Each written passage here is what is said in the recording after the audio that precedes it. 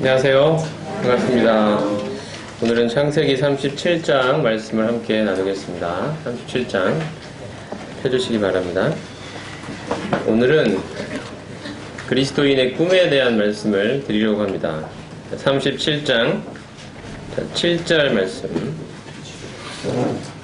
창세기 37장 7절입니다. 다 같이 큰 소리로 한번 읽어보겠습니다. 시작. 우리가 밭에서 곡식 단을 묶더니 내 단은 일어서고 당신들의 단은 내 단을 둘러서서 절하더니. 자, 9절 말씀도 밑에 같이 읽어보겠습니다. 시작. 요셉이 다시 꿈을 꾸고 그의 형들에게 말하여 이르되 내가 또 꿈을 꾼즉 해와 달과 11별이 내게 절하더이다 하니라. 자, 오늘은 그리스도인의 꿈에 대한 말씀을 드리려고 합니다. 이 방금 읽은 말씀은 하나님이 요셉에게 주신 꿈이죠. 꿈은 하나님이 주시는 것입니다. 우리가 흔히 이제 요셉의 꿈을 예로 들어서 꿈을 갖자. 꿈이 있는 인생은 뭔가 다르다. 젊은이여 꿈을 가져라. 뭐 이런 그 주제를 전하기 위해서 요셉의 꿈을 예시로 드는 경우들이 많이 있는 것 같습니다. 하지만 꿈은 사람이 꾸는 게 아니라 꾸어지는 것이죠. 이것은 꿈은 하나님이 사람에게 주시는 것입니다. 우리가 꿈을 가질 때 하나님이 우리와 함께 하셔서 꿈을 이루어 주신다. 이것이 하나님이 요셉의 꿈을 통해 우리에게 주려는 교훈이라고 생각이 들지 않고요. 하나님께서 요셉에게 주신 꿈을, 하나님 자신의 꿈을 하나님이 요셉의 삶을 통해 어떻게 이루어 가시는가에 관한 이야기가 요셉의 창세기에 나와 있는 요셉의 이야기입니다. 이 꿈 이야기는 하나님이 우리를 쓰고자 하신다.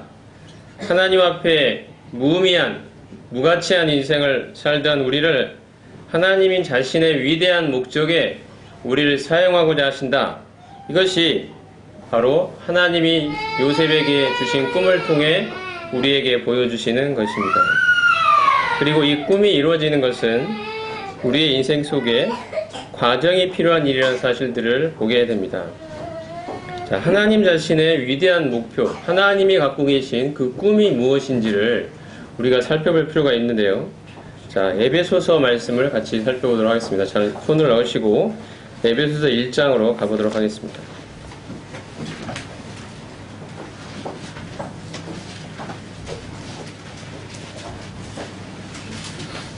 자, 하나님이 가지신 하나님의 꿈이 있습니다.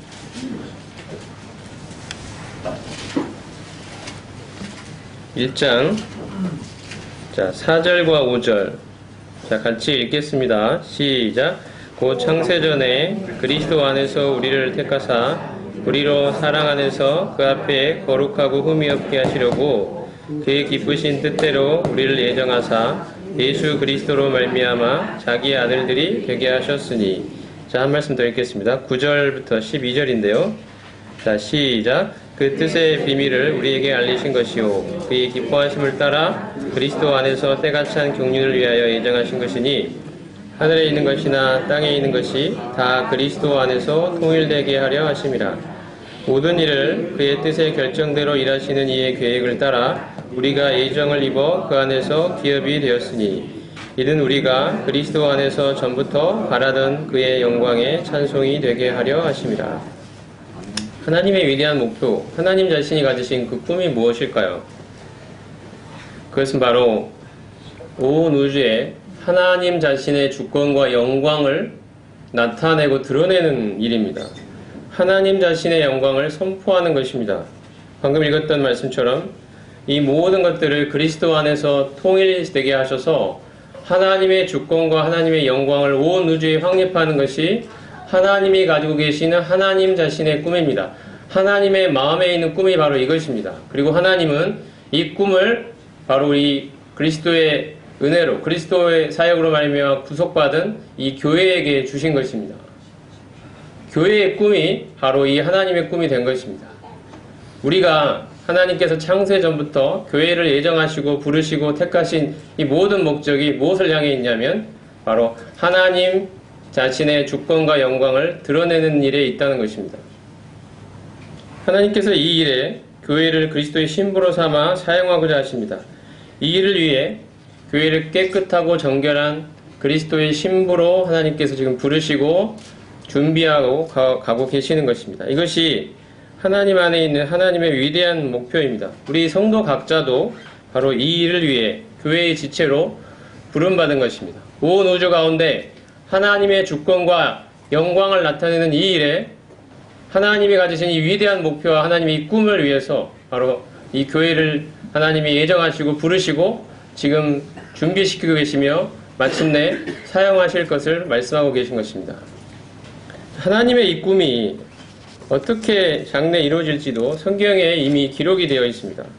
하나님의 자신의 경륜 가운데 하나님의 이 위대한 목표가 어떻게 이 역사 가운데 펼쳐질지가 미리 기록이 되어 있습니다. 그런 사실들은 요한계시록에 나타나 있는데요. 잠시 요한계시록 말씀을 보도록 하겠습니다. 요한계시록 19장입니다.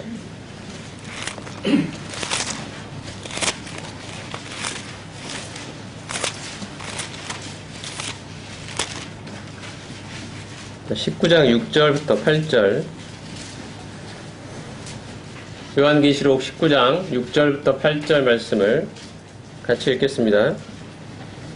시작. 또 내가 들으니 허다한 무리의 음성과도 같고 많은 물소리와도 같고 큰 우레소리와도 같은 소리로 이르되 할렐루야 주 우리 하나님 곧 전능하신 이가 통치하시도다.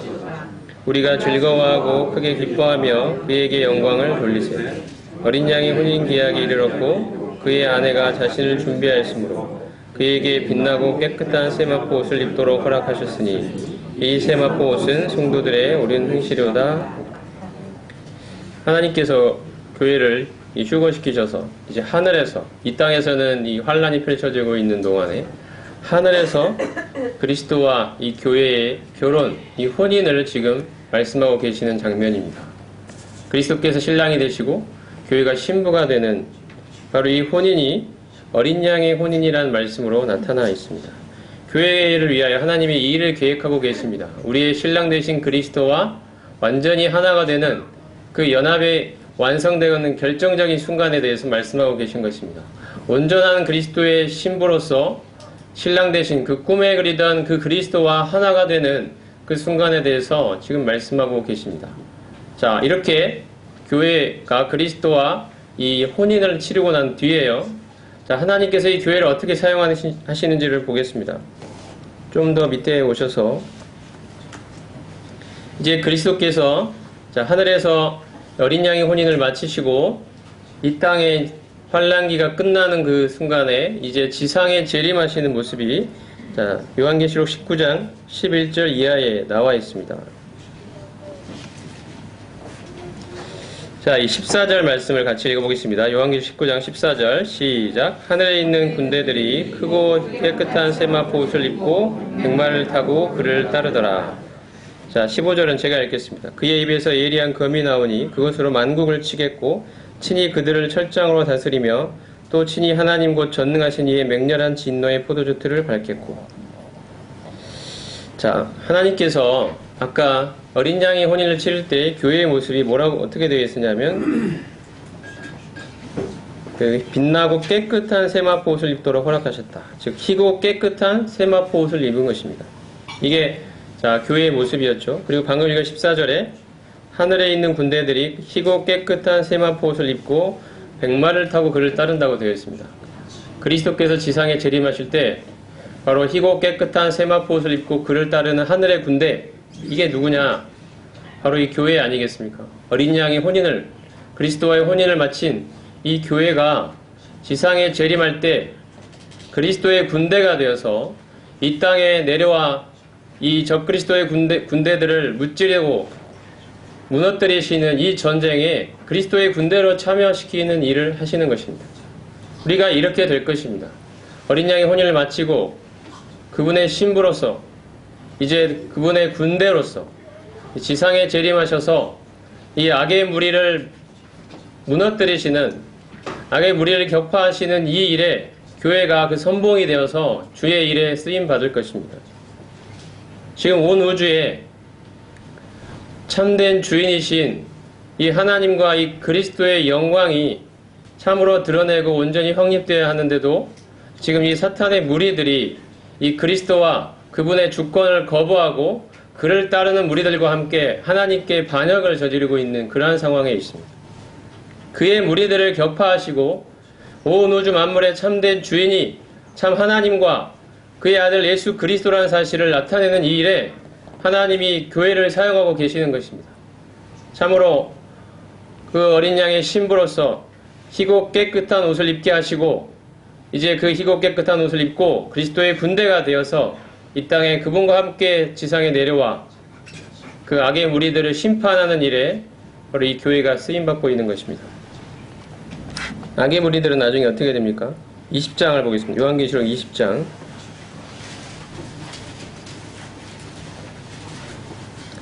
자, 20장 6절 먼저 읽고 그 다음에 찾아보겠습니다. 20장 6절 같이 읽겠습니다. 시작. 이 첫째 부활에 참여하는 자들은 복이 있고 거룩하도다. 둘째 사망이 그들을 다스리는 권세가 없고 도리어 그들이 하나님과 그리스도의 제사장이 되어 천년 동안 그리스도와 더불어 왕노릇하리라. 여기 천년왕국에 대한 말씀이 나와 있습니다. 그리스도가 이 땅에 자신의 왕국을 세우시고 그분의 주권과 통치권이 확립되는 그 나라를 건설하시는 장면이 이 천년왕국에 관한 말씀들입니다.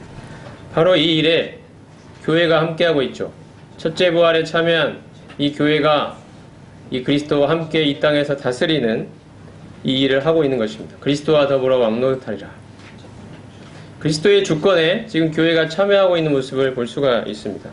그분의 주권이 이 땅에 확립이 되는 이 일에 교회가 그분과 그분의 신부로서 함께 하고 있는 것입니다. 그분과 온전히 하나 된 그분의 신부로서 교회가 그리스도의 주권을 이 땅에 확립하는 일에 교회가 온전히 하나 되어 그분과 함께 다스리는 일을 하고 있는 것입니다. 그리스도의 주권을 행사하고 있는 모습을 볼 수가 있습니다.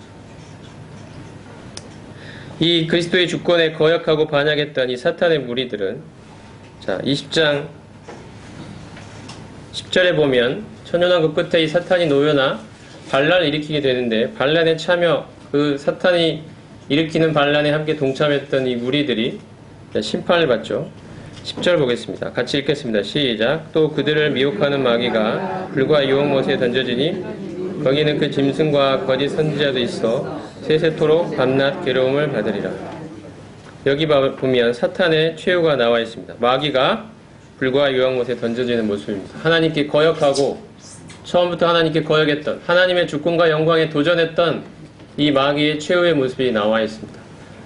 심판받는 모습이 나와 있습니다. 하나님의 주권이 확립이 되는 이 순간이 이 모습이 나와 있는 것입니다. 이것이 하나님의 주권을 거역하는 이 자들의 마지막 모습입니다. 불과 유황에 던져지고 밤낮 세세토록 괴로움을 받는 이 일이 있을 것입니다. 그리고 나서 이 온 우주는 새하늘과 새 땅 아래 하나님의 주권과 영광이 온전히 드러나는 그 아름다운 나라가 이 온 우주에 건설이 되는 것입니다. 그것이 거룩한 성 새 예루살렘이라는 그 이름으로 우리에게 제시되어 있습니다. 요한계시록 21장 새하늘과 새 땅에 관한 모습입니다. 3절과 4절을 같이 읽겠습니다. 시작. 내가 들으니 보좌에서 큰 음성이 나서 이르되 보라 하나님의 장막이 사람들과 함께 있음에 하나님이 그들과 함께 계시리니 그들은 하나님의 백성이 되고 하나님은 친히 그들과 함께 계셔서 모든 눈물을 그 눈에서 닦아주시니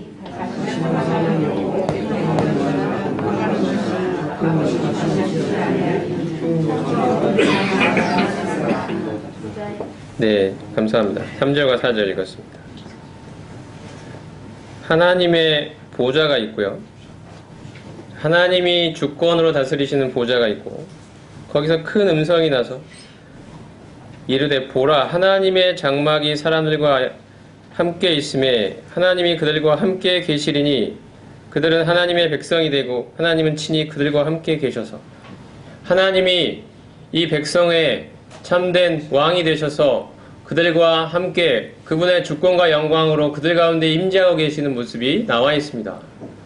이 하나님의 주권과 영광을 거역하는 무리들이 없어졌고 이제 온전히 하나님의 주권, 그분의 영광이 그분을 따르는 백성들과 함께 있는 모습입니다. 거기에는 눈물도 없고 곡하는 것도 없고 고통도 없고 애통도 없고 사망도 없고 아픈 것이 병도 다시 있지 않은 이 아름다운 나라가 우리를 기다리고 있습니다. 하나님의 영광이 온전히 드러날 때 바로 이러한 나라가 서는 것입니다. 이것이 하나님 마음에 있는 하나님의 계획입니다. 하나님 자신의 주권과 영광을 거역하는 무리들을 처단하고 그 악의 무리들을 심판하시고 이 온 우주에 참된 주인이 하나님이심을, 그 영광이 주권자가 바로 하나님이심을 이 온 우주에 선포하시고 그의 나라를 확립하시는 이 일에 하나님이 우리를 부르신 것입니다. 이 일에 함께 동참하도록 하기 위하여, 그 일의 선봉장이 되도록 하시기 위하여 그분의 신부로서, 또한 그분의 군사로서, 그분의 군대로서 하나님의 이 일에 교회를 사용하시기 위하여 우리를 부르고 계십니다. 지금도 우리를 그분의 정결한 신부로 준비시키는 일을 하나님이 지금 하고 계십니다. 이게 하나님의 마음에 있는 하나님의 꿈입니다. 하나님이 마음속에 품고 있는 하나님의 위대한 목표입니다. 그리고 이 하나님의 위대한 목표, 이 꿈을 하나님이 우리 교회에게 주신 것입니다. 참으로 하나님의 자녀가 된 하나님의 백성들은 바로 이 꿈을 가지고 있습니다. 하나님이 요셉에게 꿈을 주신 것처럼 우리에게 주신 꿈입니다. 하나님, 당신의 영광을 나타내 주시옵소서. 하나님, 당신의 통치권을, 당신의 주권을 이 세상에 확립시켜 주시옵소서. 온 그 하나님을 거역하는 이 무리들이 처단되고 이 악의 무리들이 제거되고 하나님 당신의 영광과 주권이 나타나는 것을 보기를 원합니다. 이것이 우리에게 있는 꿈이 아닙니까? 우리가 이런 세상을 꿈꿉니다. 이것이 하나님이 우리에게 주신 꿈입니다. 여러분, 여러분에게는 이 꿈이 있습니까? 여러분의 꿈은 무엇입니까? 하나님이 여러분에게 주신 꿈은 무엇입니까? 여러분 무엇을 바라며 살고 계십니까? 무슨 목표를 가지고 살고 있느냐는 것입니다. 하나님의 이 꿈이 오늘 우리들의 꿈이 되기를 원합니다. 하나님의 주권과 영광을 확립하는 이 일이 우리 자신의 인생의 목표가 되기를 원합니다. 우리가 이것을 위해 살아가기를 원합니다. 하나님이 진정으로 자신의 백성들에게 주신 하나님 자신의 꿈입니다. 우리가 요셉의 꿈을 통해 이것을 발견할 수 있는 것입니다. 요셉이 그리스도를 예표한다고 하지 않습니까? 요셉의 삶이. 요셉의 꿈이 무엇입니까? 그 형의 집단들이 요셉의 집단을 향하여 절하는 꿈입니다. 그 다음에 두 번째 꿈이 무엇이죠? 해와 달과 11별이 요셉에게 절하는 꿈입니다. 온 우주 만물이 이 그리스도의 발 앞에 무릎을 꿇고 그분의 영광 앞에 굴복하는 모습이 바로 요셉의 꿈이 보여주는 게 아니겠습니까? 요셉 자신이 영광을 얻는 꿈이겠습니까? 그 꿈이. 하나님이 바로 우리에게 주신 꿈입니다. 하나님 자신의 꿈입니다. 이 온 우주 만물, 그 모든 피조물들이 그분의 영광과 주권 앞에 굴복하고 그분의 위대한 이름을 찬양하고 그 앞에 경배하는 모습이 바로 이것이 하나님이 마음에 품고 있는 하나님의 꿈이며, 이것이 오늘 우리에게 주신, 우리 안에도 하나님 불어넣어 주신 우리의 꿈입니다. 이 꿈을 향하여 달려가는 것입니다. 창세기로 다시 오겠습니다.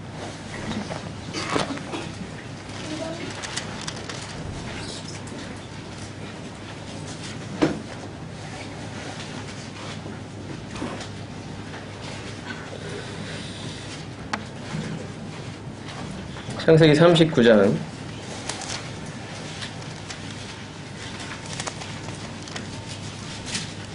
2절과 3절 같이 읽겠습니다. 창세기 39장 2절과 3절입니다. 시작. 여호와께서 요셉과 함께 하심으로 그가 형통한 자가 되어 그의 주인 애굽 사람의 집에 있으니 그의 주인이 여호와께서 그와 함께 하심을 보며 또 여호와께서 그의 범사에 형통하게 하심을 보았더라. 요셉이 꿈을 꾼 후에 우리가 잘 알듯이 그 형들의 시계를 받아서 미디안 사람들에게 팔아버려가지고 미디안 사람들이 이 애굽의 보디발이라는 이 바로의 그 신하의 집에 이제 노예로 팔려가게 되죠, 요셉이. 그리고 그 안에서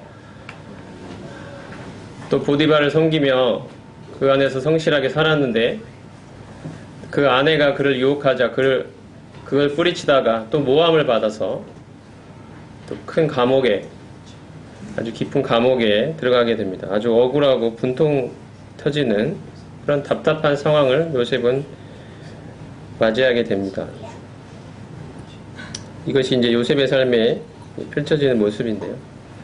자, 요셉이 이제 보디발의 집에 팔려갔을 때의 이야기입니다. 방금 읽은 말씀이 바로 그 장면에서 주어진 이야기입니다. 자, 요셉이 1절에 보면 요셉이 이끌려 애굽에 내려가매 바로의 신하 친위대장 애굽 사람 보디발이 그리로 데려간 이스마엘 사람의 손에서 요셉을 사니라. 이게 1절 말씀이고요. 그 다음에 읽었던 말씀이 바로 우리가 읽었던 2절 여호와께서 요셉과 함께 하심으로. 우리가 하나님이 우리에게 꿈을 주셨다고 말씀했는데 이러한 하나님의 꿈이 우리의 삶에 이루어지는 과정에는 굴곡진 과정이 필요하고 때로는 시련의 골짜기를 지나가야 하는 경우도 있다는 사실을 요셉의 삶을 통해 우리가 확인하게 됩니다. 하지만 중요한 것은 하나님이 우리와 함께 하신다는 사실입니다. 자, 이것은 하나님이 나의 인간적인 소원을 이루는데 하나님이 함께 하셔서 도와주신다는 뜻이 아니라 우리는 하나님이 나와 함께 하신다는 말을 그렇게 이해하는 경우가 있는 것 같습니다. 하지만 성경에서 하나님이 우리와 함께 하신다는 말은 우리가 가진 우리의 이기적인 욕망을 이루는 일에 하나님이 함께 하셔서 도와주신다 이런 뜻이 결코 아니고요. 하나님이 우리와 함께 하신다는 이 성경의 말씀들은 하나님이 우리를 사용하셔서 자신의 목표를 이루는 일에 하나님께서 스스로 주도권을 가지고 일하신다는 뜻입니다.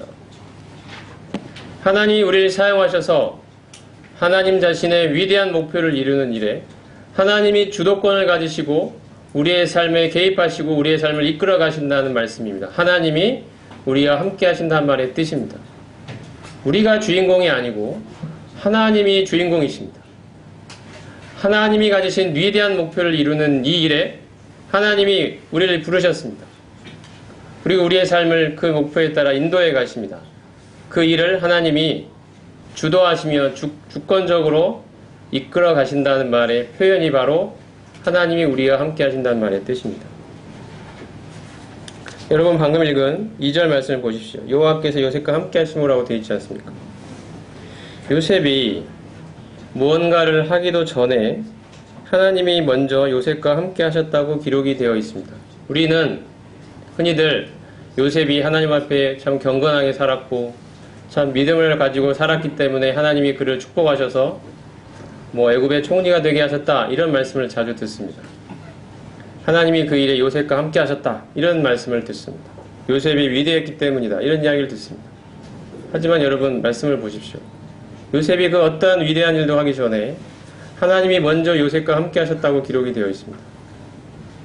하나님이 요셉과 함께 하심으로 그가 형통한 자가 되어 그의 주인 애굽 사람의 집에 있으니 그의 주인이 여호와께서 그와 함께 하심을 보며 또 여호와께서 그의 범사에 형통하게 하심을 보았다. 하나님이 요셉과 먼저 함께 하신 것입니다. 하나님이 주도권을 가지고 계십니다. 이것은 우리의 생각과 다르죠. 요셉이 뭔가 훌륭한 행동을 했기 때문에 그에 대한 보답으로 하나님이 그가 잘 되도록 그와 함께 하셨다는 말이 아닙니다. 이것은 요셉의 삶을 이끌어 가시는 하나님의 주도권을 보여주는 말씀입니다. 예를 들어서 1장 20절과 21절 말씀을 같이 한번 다시 읽겠습니다. 39장 20절 21절 말씀 같이 읽겠습니다. 바로 그 밑에 있는 39장 20절 21절 시작. 이에 요셉의 주인이 그를 잡아 옥에 가더니 그 옥은 왕의 죄수를 가두는 곳이었더라. 요셉이 옥에 갇혔으나 여호와께서 요셉과 함께 하시고 그에게 인자를 더하사 간수장에게 은혜를 받게 하시고. 자, 여기 참 이해가 되지 않는 말씀이 적혀 있죠. 요셉이 옥에 갇혔으나 여호와께서 요셉과 함께 하시고. 우리는 생각합니다. 하나님이 요셉과 함께 하셨다면 요셉이 옥에 갇히지 말았어야 하는 게 아니냐.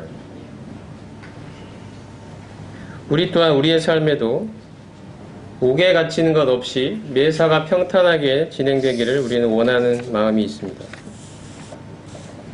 하지만 요셉의 삶에는 그가 옥에 갇혔다는 사실이 하나님이 그와 함께 하심을 보여주는 사건이었습니다.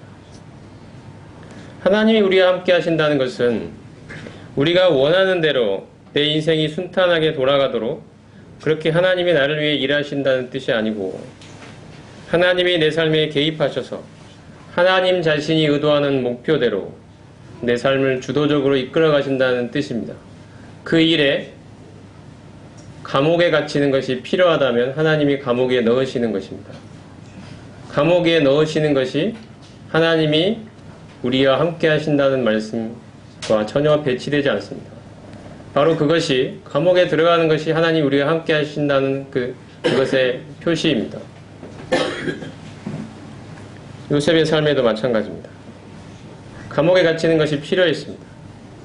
요셉을 하나님이 자신의 그 목표에 사용하시기 위하여 하나님이 요셉을 감옥에 몰아넣으신 것입니다. 그래서 요셉이 옥에 갇혔으나 여호와께서 그와 함께 하셨다는 말씀이 기록되어 있는 것입니다. 우리는 옥에 갇히는 것이 일이 없는 삶을 꿈꿉니다. 모든 것이 매사가 아주 평탄하게 진행되는 것이 형통이라고 생각합니다.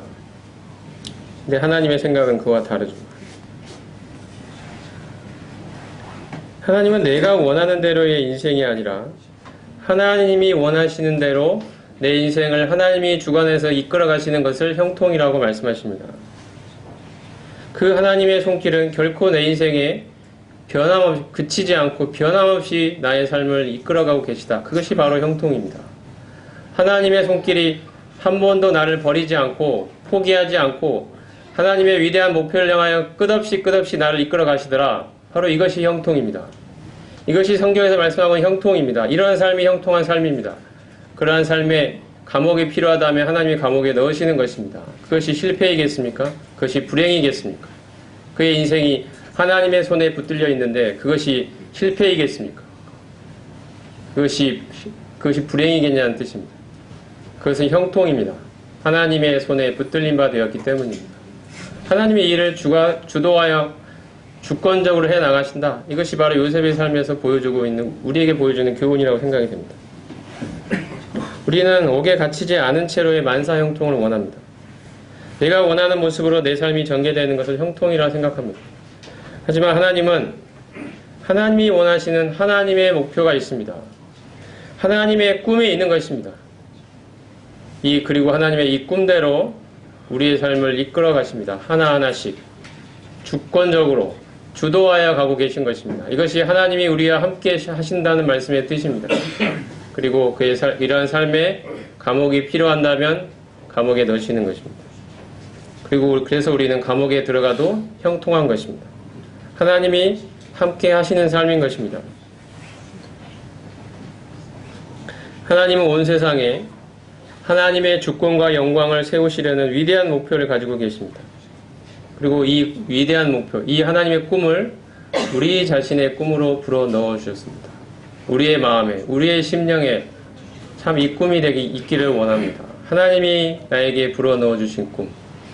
온 우주 만물이 하나님의 발 앞에 엎드려 굴복하고 그의 위대한 영광과 주권을 높이고 찬양하고 경배하는 이 날을 보기를 원하는 그 꿈이 바로 우리에게 있기를 원합니다. 이 꿈을 향하여 하나님이 우리와 함께 하시며 우리의 삶을 인도해 가시고 이끌어 가신다. 이것이 요셉의 삶이 보여주는 교훈입니다. 하나님이 결코 포기하지 않으시고 우리의 인생을 사용하셔서 마침내 그분의 영광과 주권을 나타내는 일에 우리를 쓰고자 하신다. 이 일에 결코 포기하지 않으시고 하나하나 한 걸음 한 걸음 우리의 삶을 주도하여 주권적으로 이끌어 가실 것이다. 바로 이것이 형통입니다. 하나님께서 이 요셉의 삶을 형통케 하셨다는 말이 그런 뜻입니다. 감옥도 형통인 것입니다. 이것이 얼마나 우리에게 감사한 일인지 모릅니다. 참 하나님 앞에 보잘것없고 무의미하고 무가치한 인생을 살았던 우리를 이 세상에서 우리의 꿈을 이루기를 원하고 우리의 야망을 이루기를 원하고 우리가 원하는 인생을 살고 싶었던 우리를 하나님께서 세상 가운데서 끄집어내셔서 건져내셔서 하나님의 목표, 하나님의 그 꿈을 우리의 마음에 불어넣어 주시는 그분의 백성, 그분의 자녀요, 그분의 성도로 그분의 교회로 만들어 주셨다는 이 사실이 우리에게 얼마나 복된 사실인지 모릅니다. 우리에겐 꿈이 있습니다. 하나님의 영광을 보고 싶은 꿈이 있습니다. 하나님의 주권이 온 우주 만물에 완전하게 나타나는 그날을 보는 소망이 우리에게 있습니다. 이것이 하나님이 우리에게 주신 꿈입니다. 우리의 꿈입니다. 이 일을 위해 하나님이 우리의 인생을, 이 보잘것없는 인생을 하나님이 주도하여 주권적으로 이끌어 가신다. 이것이 요셉의 삶이 보여주고 있는 겁니다. 요셉이 나중에 고백하지 않습니까? 그의 인생을. 나중에 형들하고 만나게 되죠. 요셉이, 하나님이 요셉을 세우셔서 애굽 온 지역의 치리자로 만들어 주십니다. 그리고 나서 형들이 찾아오죠. 형들이 찾아옵니다. 여러 우여곡절을 통해서 나중에 막내 동생 베냐민도 보게 되고 그의 아버지 야곱도 그가 만나게 됩니다. 이러한 모든 과정들을 겪으며 마침내 요셉이 깨달은 것이 여러분 무엇입니까? 창세기 45장에 기록이 되어 있죠. 한번 보겠습니다. 45장.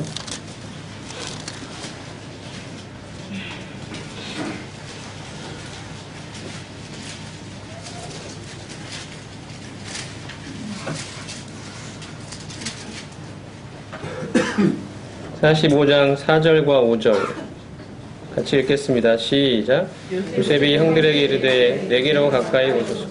그들이 가까이 가니 이르되 나는 당신들의 아우 요셉이니 당신들이 애굽에 판 자라. 당신들이 나를 이곳에 팔았다고 해서 근심하지 마소서. 한탄하지 마소서. 하나님이 생명을 구원하시려고 나를 당신들보다 먼저 보내셨나이다. 자, 7절과 8절도 읽겠습니다. 시작. 하나님이 큰 구원으로 당신들의 생명을 보존하고 당신들의 후손을 세상에 두시려고 나를 당신들보다 먼저 보내셨나니 그런즉 나를 이리로 보낸 이는 당신들이 아니요 하나님이시라. 하나님이 나를 바로에게 아버지로 삼으시고 그 온 집의 주로 삼으시고 애굽 온 땅의 통치자로 삼으셨나이다. 하나님이 아브라함을 부르셔서 한 민족을 이루고자 하셨습니다. 그 민족의 이름은 이스라엘이, 하나님이 이스라엘 민족, 아브라함을 부르셔서 이스라엘 민족을 이루게 하시고 하나님이 그 마음에 가지셨던 그 소원은 하나님의 주권이 확립되는 하나님의 왕국, 하나님의 나라를 이스라엘을 통해 이 땅에 건설하시는 일이었습니다. 자, 온 인류가 하나님께 등을 돌리고 자, 하나님의 주권을 거역하고 폐역하고 반역하는 길을 걸어가서 하나님 앞에 심판을 받았다. 노아의 홍수로 심판했죠. 그런데 그 위의 인류들도 계속해서 하나님께 등을 돌렸습니다. 내 인생은 내 거다고 외쳤습니다. 하나님의 주권을 거부했습니다. 내가 원하는 내 인생을 살고 싶다고 하나님 앞에 꼿꼿이 고개를 쳐들었습니다. 그리고 인간들끼리 힘을 모아서 인간 자신이 원하는 인간의 낙원을 건설하고자 그들이 힘을 모았습니다. 그들의 나라를 건설했습니다. 바로 이 순간에 하나님이 마음에 품으셨던 것이 하나님의 나라였습니다. 하나님의 주권이 확립되는 하나님 자신의 왕국을 건설하고자 하셨습니다. 이 일에 하나님이 아브라함을 부르셨습니다. 그리고 아브라함의 후손들을 이제 더 늘어나게 하시죠. 하나님의 나라의 백성을 만들고자 하셨던 것입니다. 이 일에 하나님이 지금 일하고 계시는데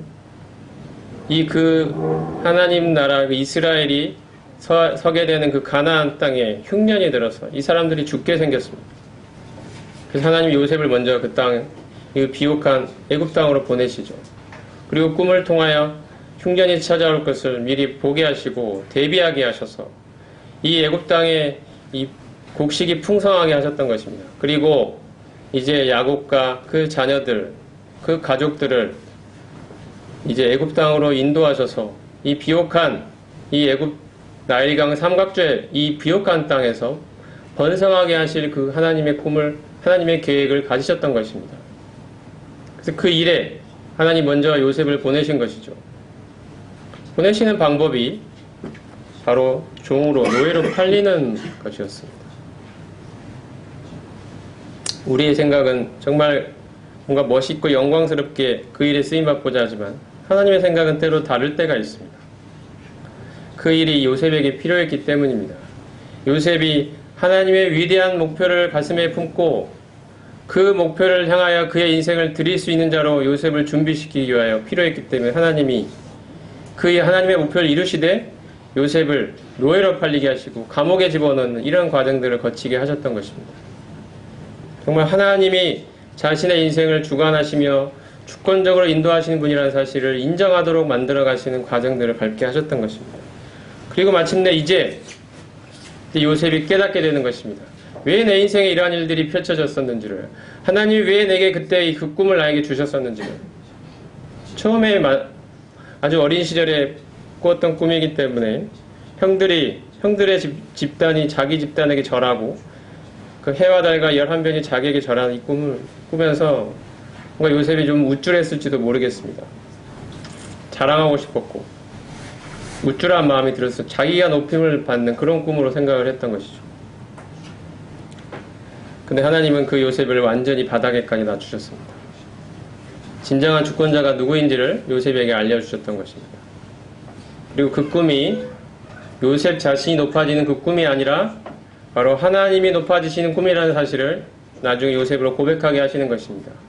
하나님의 위대한 이 경륜에 요셉같이, 나같이 참으로 무가치하고 참 무의미한 인생을 하나님이 나를 불러주셨구나. 이 일에 나를 사용하셨구나.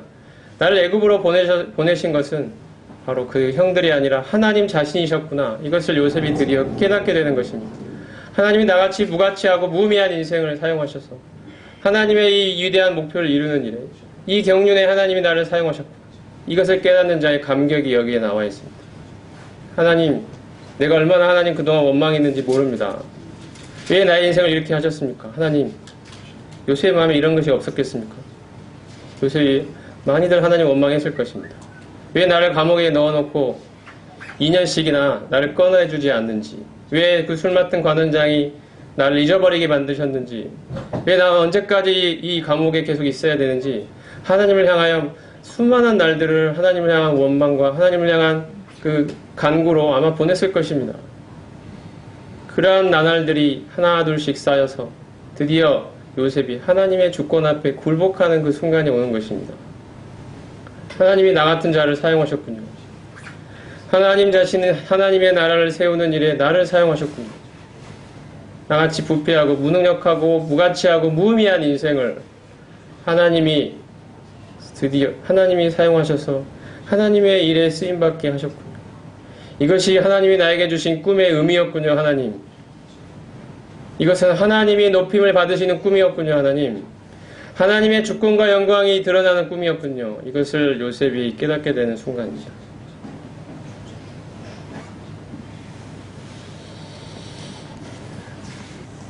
우리는 우리의 보잘것없는 인생을 하나님이 부르셔서 온 세상에 하나님의 주권과 영광을 확립하는 이 하나님의 위대한 목표를 우리 자신의 꿈으로 불어넣어 주시고, 이 꿈이 성취되는 과정에서 때로는 시련과 역경을 겪지만 하나님이 나와 함께 하신다는 이 약속을 우리에게 주셔서 하나님이 주권적으로 이 목표를 이루어 가신다는 이 사실을 우리로 보게 하시고 고백하게 하시는 이 하나님을 이 시간 찬양하게 되기를 원합니다.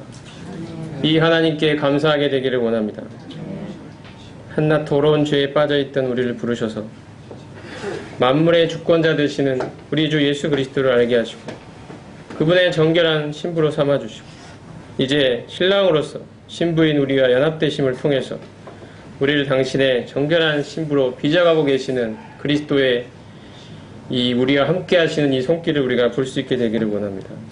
이제 또한 앞으로 우리를 사용하셔서 그분의 대적들을 무찌르시고 온 우주에 이 하나님의 주권과 영광을 나타내시는 이 일에 마침내 우리를 사용하시고 이 일을 성취하실 이 그리스도를 이 시간 보면서 그분의 이름을 찬양하게 되기를 원합니다. 이 그리스도의 꿈이 오늘 우리의 꿈이 되기를 원합니다. 우리의 인생을 향하신 하나님의 위대한 목표가 우리의 목표가 되기를 원합니다. 우리의 심령에 끝없이 불타오르는 꿈이 되기를 원합니다. 하나님, 내 인생을 이 방향으로, 이 목적으로 지금도 이끌어가고 계시는군요. 하나님, 제 삶에 닥치는 이런 어려움들도, 이런 시련과 역경들도 이 목표를 향하여 하나님이 나를 빚어가시는 모습임을, 나를 정결한 신부로 만들어가고 계시는 모습임을 제가 믿습니다. 하나님, 이 온 우주에 하나님 당신의 영광과 주권이 나타나는 날, 그날을 보기를 원합니다. 주님 다시 오셔서 바로 이 일을 이루시는 그날이 바로 제가 소망하는 그날입니다. 주님 어서 다시 오시옵소서. 이것이 요한계시록 마지막에 나오는 바로 요한의 고백이자 그분의 이름으로 구속받은 성도들의 고백, 바로 우리의 고백이 아니겠습니까? 우리의 꿈이 아니겠습니까? 우리 주님 다시 오셔서 이 땅에 당신의 주권과 영광을 보여달라고, 확립시켜달라고 그날을 보기를 원하는 이 소망이 우리의 소망이 아니겠습니까?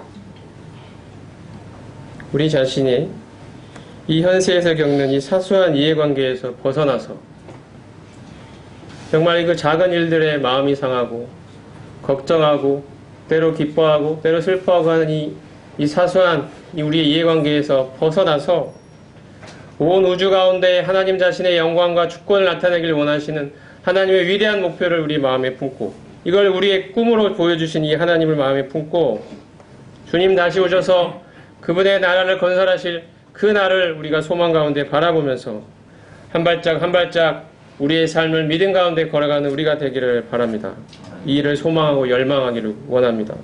주님의 주권이 내 삶에서부터 먼저 확립되고 마침내 온 세상에 이루어지기를 갈망하면서 이 일을 위해서 매진하는 우리가 되기를 원합니다. 내 삶에서부터 그리스도의 주권이 확립되기를 원합니다.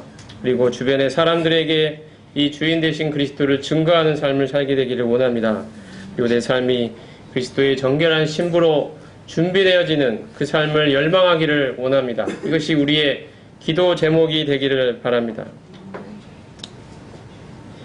우리를 그리스도의 정결한 신부로 준비시키고 그리스도를 대적하는 사탄의 무리들을 쳐부수는 그리스도의 군대로 삼으셔서 마침내 온 우주에 하나님의 주권과 영광을 나타내실 이 일을 이루실 이 하나님을 이 시간 경배하며 찬양드립니다. 이 위대한 일에 보잘것없는 우리를 세상 가운데서 불러내셔서 사용하고자 하시는 하나님을 찬양합니다. 우리가 이 일로 부름받은 자들입니다. 어찌 이 세상에 자그마한 것들에 마음을 쏟고 거기에 우리의 미련을 두고 살아갈 수 있겠습니까?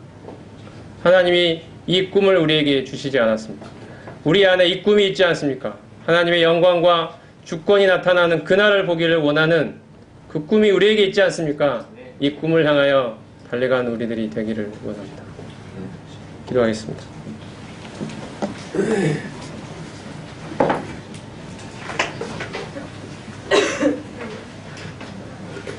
하나님,